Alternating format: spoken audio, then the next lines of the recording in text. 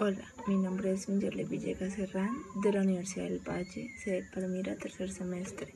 Para la asignatura de Economía de Empresa, realizaré en este video un resumen de los capítulos 5 y 6 del libro de Israel Kirzner, Competencia y Empresarialidad. El largo y el corto plazo en la literatura. El autor lo define en 4 puntos claves. El primero es la distinción entre el largo y el corto plazo.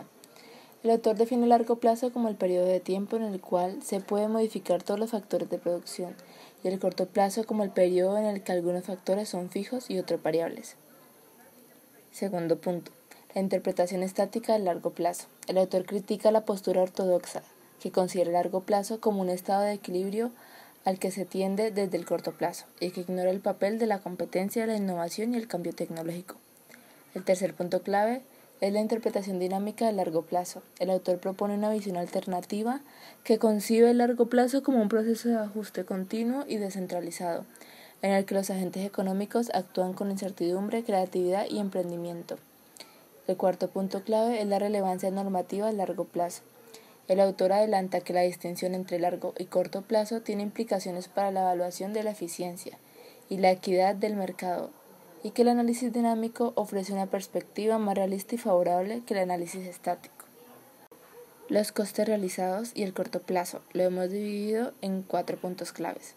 Costes realizados son los gastos irrecuperables que se hicieron en el pasado y que no afectan a las decisiones actuales. No son costes en el sentido económico, sino costes hundidos. El segundo punto es el corto plazo. Es el periodo de tiempo en el que algunos factores de producción son fijos y otros son variables. Los costes fijos son los que no dependen de la cantidad producida, como el alquiler de la fábrica. Los costes variables son los que sí dependen de la cantidad producida, como la materia prima o el salario de los trabajadores. El tercer punto es el largo plazo. Es el periodo de tiempo en el que todos los factores de producción son variables y se pueden ajustar a las condiciones del mercado. Los costes a largo plazo son los que se derivan de la elección óptima de la combinación de factores que minimiza el coste de medio de producción. El cuarto punto es la relación entre los costes realizados, corto plazo y largo plazo. Los costes realizados no deben influir en las decisiones de producción a corto plazo, ya que son irrelevantes para la maximización de los beneficios. Sin embargo, los costes realizados pueden afectar las decisiones de inversión a largo plazo, ya que pueden crear barreras de entrada o salida en el mercado. Los conceptos de costos, beneficios y decisiones en el contexto de un proyecto que requiere una serie de decisiones se ha dividido en 3 puntos claves. El primero son los costos a largo plazo y corto plazo. El costo a largo plazo de un producto es el que se compara con todas las consecuencias futuras, positivas y negativas de la serie de decisiones que lo hacen posible. El costo a corto plazo es el que se compara con las consecuencias inmediatas de una decisión particular dentro de la serie. El segundo punto clave son los beneficios a largo y corto plazo. Los beneficios a largo plazo de un proyecto son los que se obtienen al examinar la importancia relativa de las ganancias y los sacrificios derivados del proyecto. Los beneficios a corto plazo son los que se obtienen al comparar las ganancias y los sacrificios de una decisión específica dentro del proyecto. El tercer punto clave son las decisiones óptimas. Una decisión óptima es aquella que maximiza el beneficio neto, es decir, la diferencia entre las ganancias y los sacrificios. Para tomar decisiones óptimas es necesario tener en cuenta tanto los costos como los beneficios a largo y corto plazo, así como las interrelaciones entre las decisiones. Las decisiones empresariales y el largo y corto plazo. Los hemos dividido en 5 puntos claves.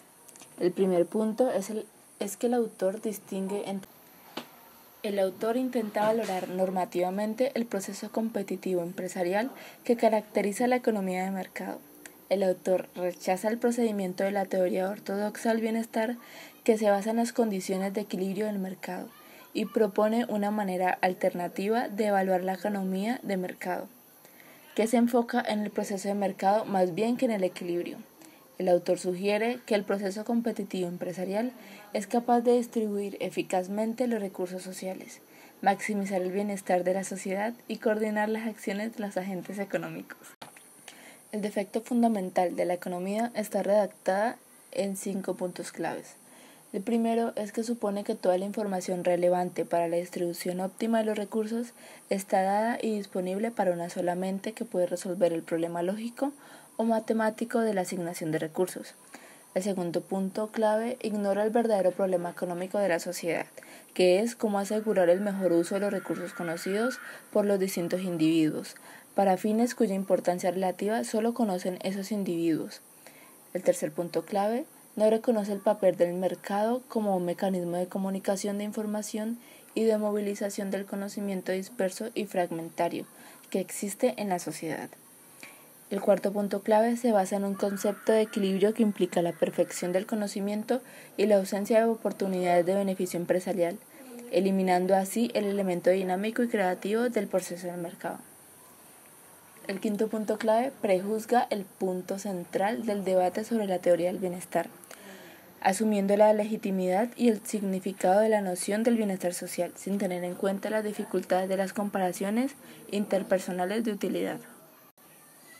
El proceso coordinador se refiere a la capacidad del mercado para reunir y transmitir la información dispersa y fragmentada que poseen los agentes económicos y para facilitar el ajuste de sus planes y acciones de acuerdo con esa información. Se basa en la actividad empresarial que consiste en estar alerta a las oportunidades de beneficio que surgen de las situaciones no coordinadas y en actuar para explotarlas y difundirlas en el mercado. Se puede evaluar normativamente según el grado en que logra eliminar la falta de coordinación entre los agentes económicos, sin recurrir a la noción de bienestar social o a la suposición de un conocimiento perfecto, y el cual se ve obstaculizado por los costos de transacción, que dificultan la realización de intercambios mutuamente beneficiosos y por la ausencia de incentivos para descubrir y corregir las situaciones no coordinadas. Los beneficios empresariales puros se obtienen donde hay más de un precio para un producto dado en un mismo mercado, lo que refleja una falta de coordinación entre los planes de los agentes económicos. Actúan como un incentivo para el descubrimiento y la corrección de las situaciones no coordinadas mediante el proceso competitivo empresarial.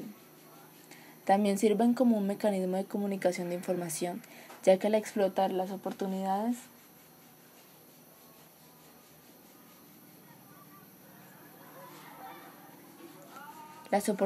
de beneficio, los empresarios pioneros revelan a los demás la existencia de dichas oportunidades y los impulsan a imitarlos o a buscar otras nuevas. Estos no deben interpretarse como una renta de productividad o un merecimiento ético, sino como una función social que contribuye a la coordinación de los planes individuales. Algunos puntos clave de la mala distribución de los recursos, los costos de transacción y la empresarialidad son los siguientes. La mala distribución de los recursos se refiere a la existencia de oportunidades de mejora en el uso de los recursos, que no son aprovechadas por falta de coordinación entre los agentes económicos. Los costos de transacción son los gastos asociados a la búsqueda, negociación y ejecución de intercambios voluntarios entre los agentes económicos.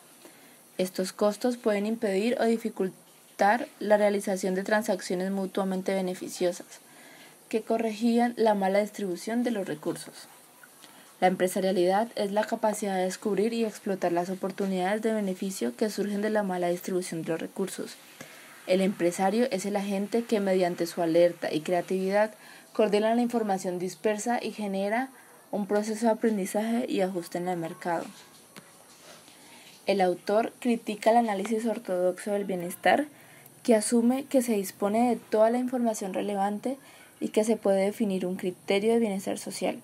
En su lugar, propone la noción de coordinación como norma de evaluación que se basa en el grado de armonía entre los planes y acciones de los individuos. El autor también cuestiona la afirmación de que el mercado puede eliminar la mala distribución de los recursos si los costos de transacción son nulos, ya que esto supone ignorar el papel del proceso empresarial, que es el que moviliza la información y estimula la acción.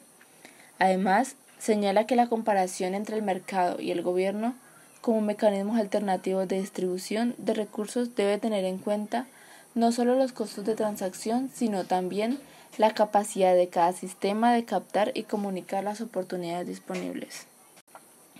En los costos de transacción y coordinación, el autor critica que el enfoque ortodoxo de la economía del bienestar, que compara una situación ideal de nirvana con una situación real de imperfección, sin tener en cuenta los costos de transacción y la coordinación de la información. También propone usar la noción de la coordinación como una norma de evaluación que se basa en el grado de concordancia entre los planes, decisiones y acciones de los individuos en el mercado. También argumenta que la coordinación de la información no se logra automáticamente, sino que depende del proceso empresarial competitivo que descubre y corrige los planes y decisiones discordantes. Cuestiona la validez de calificar de ineficiente una distribución de recursos que nadie ha podido detectar como tal, y sugiere que solo se debería usar este término cuando se rechazan deliberadamente oportunidades de mejoras conocidas. También señala que la comparación entre el mercado y el gobierno como mecanismos alternativos de distribución de recursos debe tener en cuenta la capacidad de cada uno de ellos para captar y comunicar la información relevante, y no solo el costo de las transacciones. El autor discute los siguientes puntos sobre los derroches de la competencia. El primero es la crítica ortodoxa a la competencia.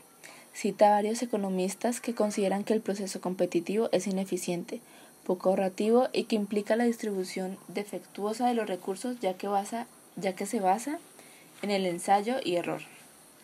El segundo punto son los fallos de la teoría del bienestar. Cuestiona la validez de juzgar la eficiencia de una distribución de recursos desde el punto de vista de un observador omnisciente, que ignora las limitaciones del conocimiento y las oportunidades disponibles en cada momento histórico. El tercero es la naturaleza del proceso competitivo. El autor defiende que el proceso competitivo es un mecanismo de coordinación de la información existente y de la eliminación de las decisiones discordantes, que no se desaprovecha ninguna oportunidad captada de mejorar la distribución de los recursos. Como último tema tenemos sobre cómo el autor habla sobre la valoración de una serie de sucesos del mercado que depende de la perspectiva temporal desde la que se hace. Como primer punto tenemos la valoración a corto plazo. Se basa en las decisiones tomadas recientemente y en los resultados inmediatos del mercado. Puede ser positivo o negativo, según el beneficio o el costo que se obtenga en el presente. La valoración a largo plazo.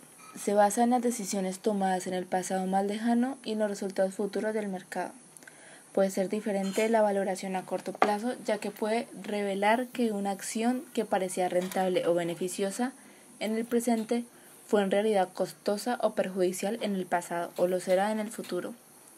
Como ejemplo tenemos la fabricación de zapatos. Se muestra como una empresa que opera en una línea de producción que resulta rentable a corto plazo puede no serlo a largo plazo. Esto se debe a que los recursos invertidos en la construcción de la fábrica pueden haber tenido un uso alternativo más productivo o que la demanda de zapatos puede cambiar en el futuro. Implicaciones normativas sugiere que la valoración de una serie de sucesos del mercado debe tener en cuenta tanto la perspectiva a corto como a largo plazo y que puede haber un conflicto entre el bienestar presente y el futuro. Se plantea la cuestión de cómo resolver este conflicto y de qué criterio usar para evaluar la eficiencia y la equidad del mercado. Como ya pudimos observar y escuchar, el libro es una obra de economía que analiza el proceso de competencia y empresarialidad desde una perspectiva dinámica y evolutiva. El autor critica la visión ortodoxa de la competencia como un estado de equilibrio y propone una alternativa basada en el concepto de descubrimiento empresarial. También explora las implicaciones de su enfoque para temas como el monopolio, la publicidad y la innovación, el capital y mercado, como también la política económica. El autor defiende la importancia de la libertad y la creatividad para el funcionamiento del mercado y el progreso social.